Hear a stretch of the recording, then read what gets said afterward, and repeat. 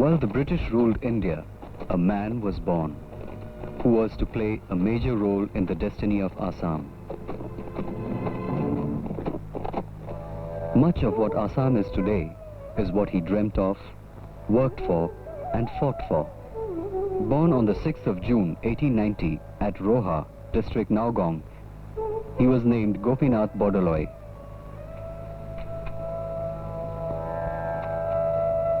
His father, Buddheshwar Bordoloi, was a doctor and his mother died when he was 12 years of age. His elder sister brought him up under great hardship.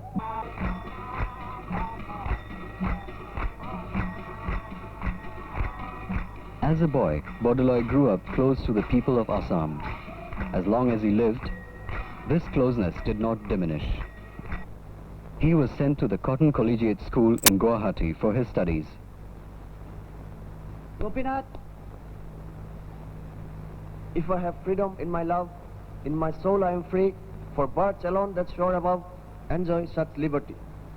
He completed his intermediate in Cotton College, where he led a very active cultural life. For further studies, he went to Calcutta in 1909 and joined the Scottish Church College there.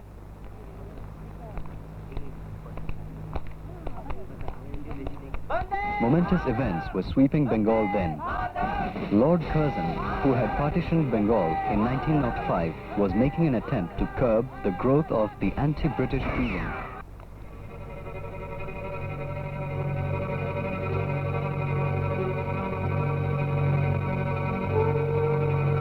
Before the final examinations of BA, his father and elder brother died one after another, leaving the family in dire financial conditions.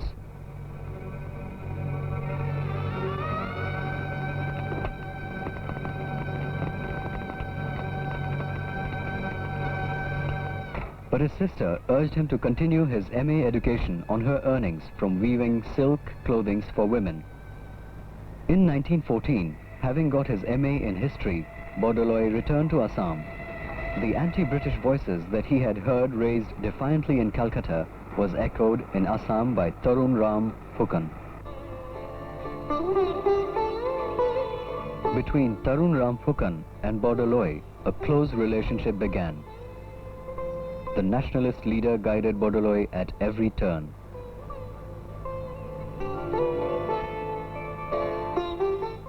No, Gopinath, you must not feel bad. Tumi sakoto na pai, beya pabo na lage. Tumi Cotton College or lecturer sakoto na pai, ba bhale hol buisa. It's good, Gopinath, you didn't get the job. Otherwise, we would have lost you to the English. Kintu moi basi to thakiboi lagibo. One has to make a living. Ami West Guwahati ta school kolisu, and we are looking for a headmaster.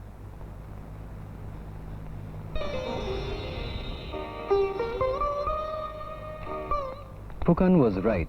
The British government's loss was Assam's gain. Bordoloi joined the school. Simultaneously, he started studying for law examinations. In 1917, he joined the Guwahati Bar.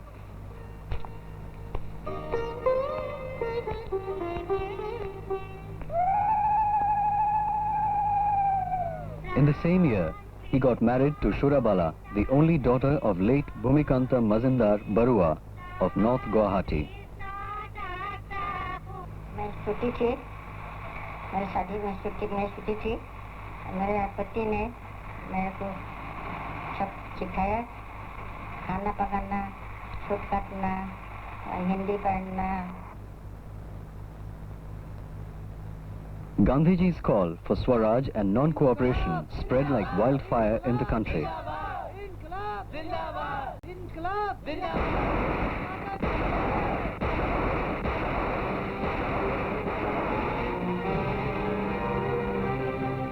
The Assam Association was dissolved and its members joined the National Congress. Bordoloi could not but heed this call. He suspended his legal practice. As the movement gathered momentum, a large number of students of the Guwahati Cotton College went on strike. Bordoloi organized a strike fund to support the students. He became the joint secretary of the Guwahati Congress Committee and became more involved with organizational work and propagating Gandhiji's teaching in the villages.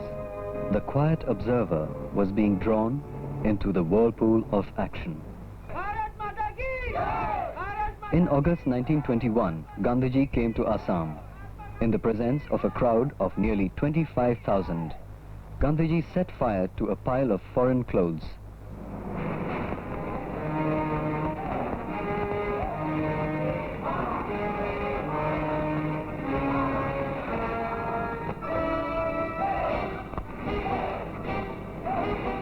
The non-cooperation movement began to blaze in Assam.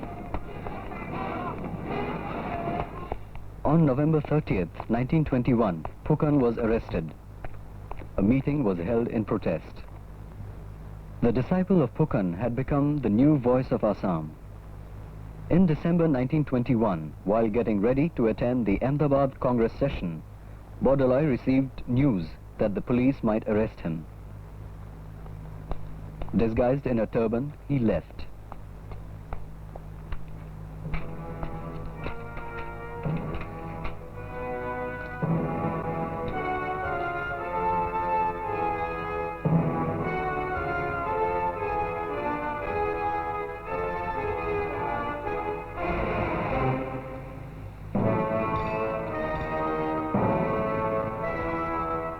The police came later and found him gone.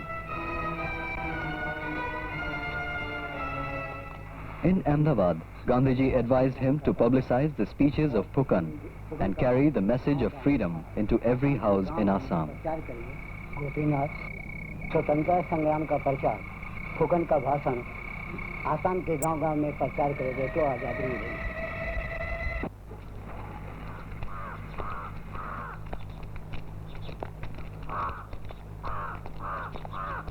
On his return, Bordoloi was arrested.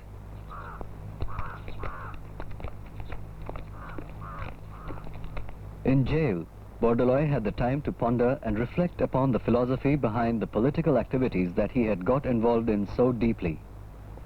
By the time he came out of jail a year later, he found his life's mission to fight for an Assam which under no circumstances would lose its special identity.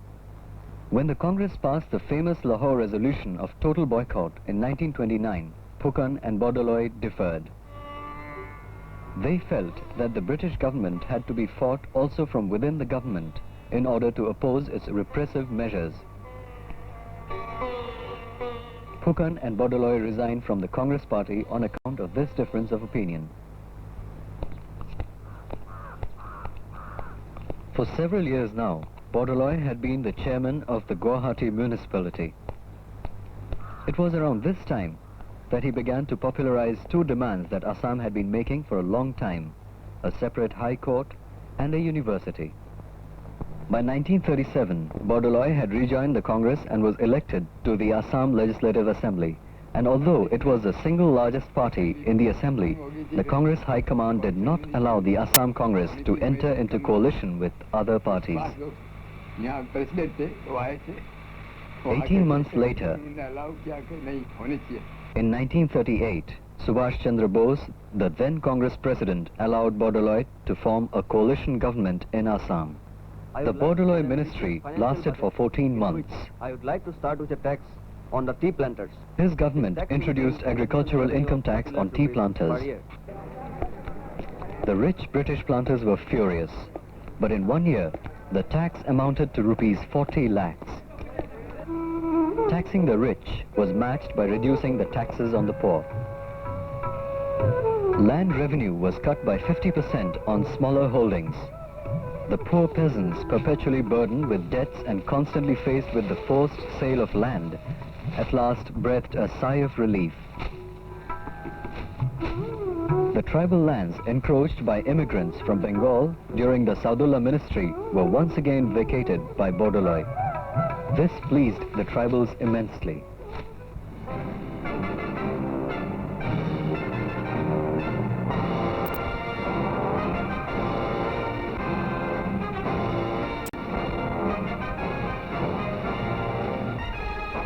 The Second World War broke out. The British government declared India as one of the warring nations. The Congress Working Committee at Wardha thought this declaration was quite arbitrary. The Congress committee directed all ministries to resign in protest. Bordoloi resigned.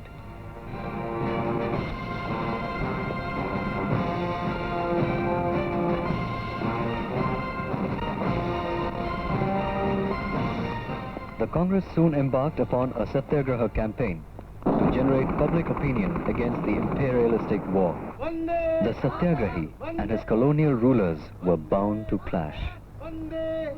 On December 10, 1940, Bordoloi offered satyagraha at the Churches Field in Guwahati. He was arrested and sentenced to 1 year of rigorous imprisonment at the Jorhat jail.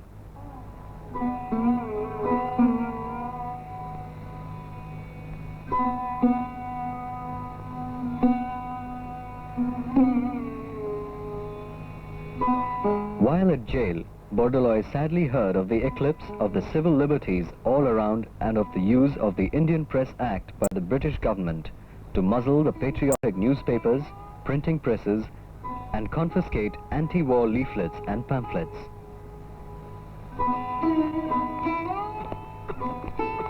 Six months later, Bordoloi was released on health grounds.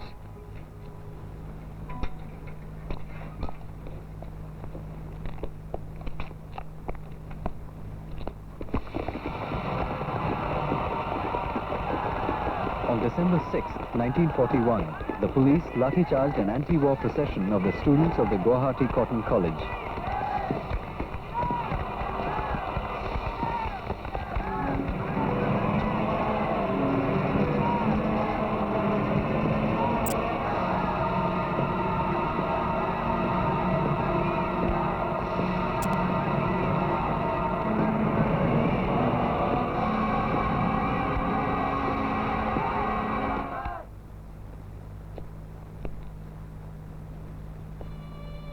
.240 student boys and girls were injured.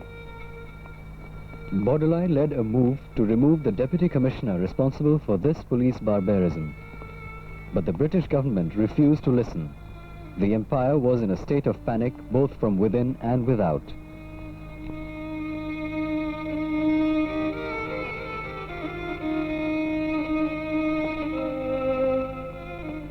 As the World War II continued, the Congress met in Bombay on 7th August 1942 to discuss the issues of war and freedom. The resolution passed called for an immediate transfer of power. On 9th August, Gandhiji and all the other national leaders were arrested and the Congress was declared to be unlawful.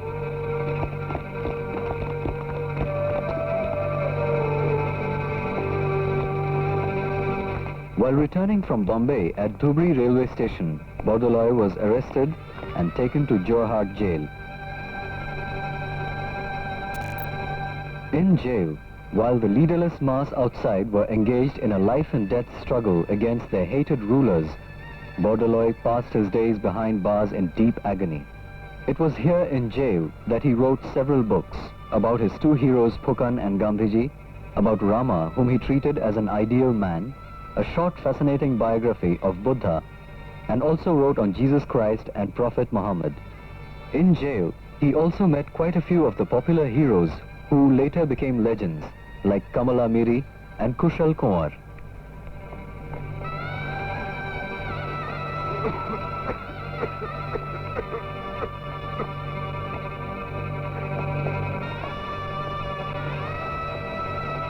On January 26, 1944, he was released on health grounds. Gandhiji invited him to Sevagram to recoup his health, but he could not stay there for long. He had work to do. On November 14, 1944, with 3 of his released colleagues, he attended the winter session of the Assam Assembly, and there he delivered a memorable speech in defense of civil liberties. We reappear as a party to continue the fight from within the legislature. However thin our ranks might be, and however feeble our voice, it will continue to be raised against this evil, which has brought in its wake so much of misery. We shall continue to work for the elementary liberties of human beings, which in the name of war has been practically nullified. I mean, the liberty of speech and liberty of press. The British government announced its decision to hold the general election in 1945. Gopinath Bordoloi won a resounding victory. The new Bordoloi ministry assumed office in February 1946. Or was it in 1945? The very next month, Bordoloi was to fight a battle for the survival of Assam. On March 1946, the Labour government in Britain decided to send a cabinet mission to explore the possibility of drafting a future constitution for India. According to the mission's plan, British India was arbitrarily divided in 3 groups. Assam was included in Group C. If this plan was to be accepted, then Assam with its proposed grouping with Bengal would cease to exist as a separate individual province. Assam was in turmoil. Every Assamese looked towards Bordoloi to save Assam. On April 1, 1946, Bordoloi had an interview with the cabinet mission where he made a forceful plea before it for retaining Assam as a separate province. He pointed out that Assam was already a province, formed on linguistic and cultural basis, enjoying provincial autonomy, and should be allowed to continue in the future setup as a full-fledged unit. But the cabinet mission stuck to its plan of forming groups. The Indian leaders and the local press were also divided on the issue of Assam. Bordoloi once again turned to Gandhiji for guidance. Gandhiji did not fail him. If Assam keeps quiet, it is finished. No one can force Assam to do what it does not want to do. Assam must not lose its soul. But on February 20th, 1947, Attlee, the British Prime Minister, announced the British government's decision to transfer power by a date not later than June 1948. The new Viceroy, Lord Mountbatten, persuaded the Indian leaders to accept the division of India. The cabinet mission plan was abandoned and Lord Mountbatten accepted the fact that Assam would be a part of the Indian Union. On 15th August 1947, India became independent. The great struggle for retaining Assam's right to decide its own future ended on a happy note.